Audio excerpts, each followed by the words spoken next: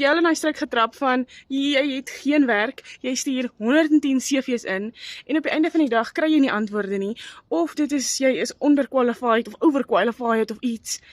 Dit breek jou selfbeeld, dit breek jou menswees.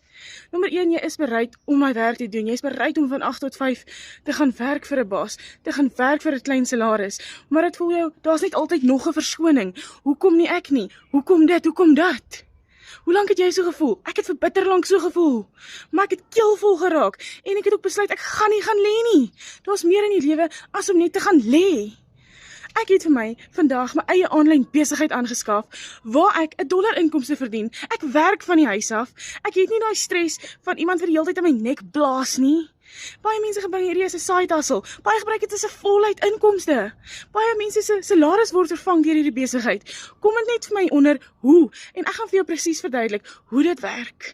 Hierdie besigheid verander gesinne se lewens. Net soos dit myne besig is om te verander, so kan dit joune ook verander.